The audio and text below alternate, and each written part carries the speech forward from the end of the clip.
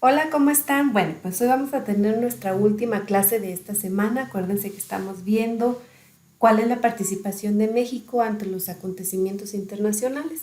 La primera clase de esta semana hablábamos de cómo va a participar México en la Primera Guerra Mundial, cuál era el interés de estos países que están involucrados en que México participara, que Alemania le había mandado un telegrama a México en código para que por favor también se involucrara en el acontecimiento bélico, pero que declarara la guerra a Estados Unidos. ¿Se acuerdan para qué? Pues para que México tuviera en guerra a Estados Unidos y que éste a su vez no entrara muy activamente en la Primera Guerra Mundial. Le prometían a México, ¿se acuerdan qué le prometían a México en este telegrama que enviaron a través del embajador alemán? Bueno, pues prometían que si México participaba, si le declaraba la guerra a Estados Unidos, pues le iban a ayudar a recuperar los estados del norte, Arizona, Nuevo México, Texas. México no participa. Acuérdense que Carranza, Venustiano Carranza, que entonces es presidente de la República Mexicana, no va a aceptar esa señalamiento que le hace el país alemán, y aunque no participa, de todas maneras Estados Unidos pues no reconoce el gobierno de Carranza. El día de ayer vimos la clase, la número 2 de cómo México entra a los acontecimientos internacionales, de cómo se da la guerra civil española, donde están luchando dos frentes, porque siempre en un acontecimiento bélico, en una pelea, en una guerra, hay dos bandos, y cómo el bando que pugnaba o que quería un gobierno totalitario, antidemocrático, fascista, pues ganó en España y los republicanos pues pierden esta guerra civil española. ¿Qué va a pasar? Pues que mucha gente se va a venir a México exiliada. Ya habíamos visto ayer el concepto de exilio, pero no nada más a México, ¿eh? Los españoles van a exiliarse en algunos otros países. Ayer decíamos que se van también muchos de ellos a Francia y muchos llegan aquí a México, y es para nosotros una causa muy favorable de que vengan estas personas, porque vienen intelectuales, vienen escritores, viene gente muy trabajadora aquí a cambiar la vida cultural de México. Pues ahora vamos a ver cuál es la participación de México en la Segunda Guerra Mundial, en este acontecimiento que es uno de los más violentos y de los más atroces que han pasado en la historia mundial. Bueno, el tema es propiamente la entrada de México a la Segunda Guerra Mundial. Los aprendizajes esperados es que ustedes puedan explicar la política exterior de México ante los acontecimientos internacionales. Cómo se comporta México ante todos estos sucesos que están pasando a nivel mundial. Bueno, pues la Segunda Guerra Mundial va a empezar en 1939, aunque esto no quiere decir, siempre les he dicho que una guerra, un acontecimiento bélico, una guerrilla empiece en un año, no quiere decir que en ese año haya empezado realmente el conflicto. Los problemas venían de años atrás en Europa. La Primera Guerra Mundial, la Guerra Civil Española, también hay descontentos porque hay rezago económico, hay un rezago económico muy importante, falta de oportunidades. Pero sobre todo vimos nosotros el día de ayer, en la clase de ayer, que estaban formándose gobiernos que querían ser antidemocráticos, totalitarios, a los que les llamamos fascistas, y que era tanto, se estaba dando tanto en Alemania y que también ya había pasado también a Italia.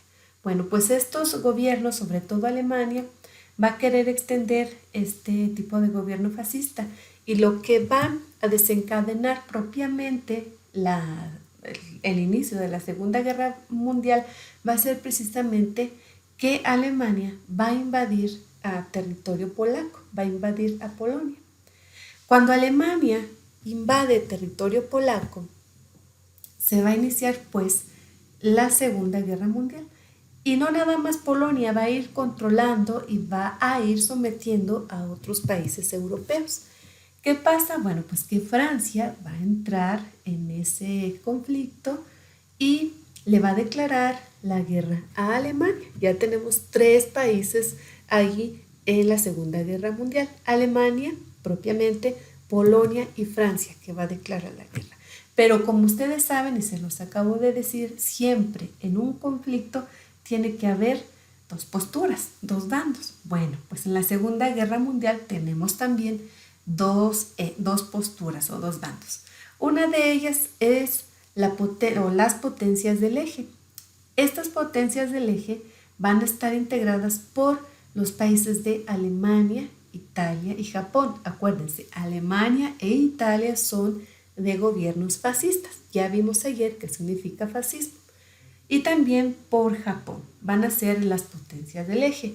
Y va a haber, por otro lado, por el otro bando, los países aliados, que van a estar integrados por Inglaterra, Francia, Estados Unidos, y también por ahí se va a integrar la Unión de Repúblicas Soviéticas Socialistas, la URSS. Bueno, pues en este mapa representamos con color verde a los países aliados, Francia, Inglaterra y la URSS. Y los países del eje, Alemania e Italia, que está invadiendo, acuérdense ustedes, Alemania va a invadir a Polonia. Y también los países del eje van a estar también apoyados por Japón. Pero, ¿qué pasaba en México cuando se está desarrollando la Segunda Guerra Mundial? Un año antes, esto es bien importante para comprender la participación de México en la Segunda Guerra Mundial. Miren, pues un año antes de que iniciara esta gran guerra, la Segunda Gran Guerra, la Segunda Guerra Mundial, se va a dar la expropiación del petróleo. Acuérdense que Cárdenas expropia el petróleo en 1938. Bueno, ¿cuáles eran o de dónde eran las empresas que expropiaban el petróleo mexicano? Principalmente esas empresas a las que se expulsa del país son de Estados Unidos y de Inglaterra. Y esto va a tener consecuencias porque tanto Estados Unidos como Inglaterra van a tener un distanciamiento muy grande con México. Y como México ya no tiene o ya no puede vender petróleo a Estados Unidos, pues México va a empezar a venderle petróleo ¿a quién creen? Pues a Alemania. En 1940, recuerden ustedes que en 1938 todavía está gobernando Lázaro Cárdenas, en 1939. Y en 1940 inicia el gobierno de Manuel Ávila Camacho. Y Manuel Ávila Camacho va a tener la idea de la unidad nacional. Ayer decíamos que Cárdenas tenía un ideal de justicia social. Pues el ideal de Manuel Ávila Camacho va a ser el de la unidad nacional, el de mantener la unión ante estos acontecimientos que estaban pasando, la Segunda Guerra Mundial. Pero lo que va a pasar es algo muy importante porque durante su gobierno de conciliación va a otra vez a vender petróleo a Estados Unidos y va a dejar de vender petróleo a Alemania. Bueno, pues los alemanes se van a enojar porque México ahora le vende petróleo a Estados Unidos. ¿Y qué hacen? Bueno, pues en 1942 los submarinos alemanes, algunos submarinos alemanes van a hundir barcos mexicanos que transportaban petróleo hacia Estados Unidos. ¿Y qué va a hacer México ante el hundimiento de estos barcos? Pues va a entrar también en el conflicto de la Segunda Guerra Mundial y va a declarar la guerra a las potencias del eje y se va a unir de manera formal a los aliados. ¿Quiénes eran los aliados? Acuérdense, Inglaterra, Francia, y también se le va a unir Estados Unidos y la URSS también, que forma parte de estas potencias del eje. México va a participar enviando pilotos mexicanos a la guerra, a lo que nosotros conocemos, o ustedes, yo creo por ahí sus papás les van a comentar, ojalá que les comenten algo, del Escuadrón 201, que es un grupo de pilotos mexicanos que manda el gobierno para que intervenga también en la Segunda Guerra Mundial en contra de los países del eje y van a luchar contra los japoneses en Filipinas. Bueno, este es parte o es el Escuadrón 201 que es enviado por el gobierno de Manuel Ávila Camacho a la Segunda Guerra Mundial. ¿Cuáles van a ser las consecuencias para México de esta intervención en la Segunda Guerra Mundial? Bueno, pues algunas consecuencias son que debido a que México restablece relaciones comerciales con Estados Unidos porque ya le está vendiendo otra vez petróleo, bueno, pues se va a firmar el primer acuerdo comercial entre México y Estados Unidos.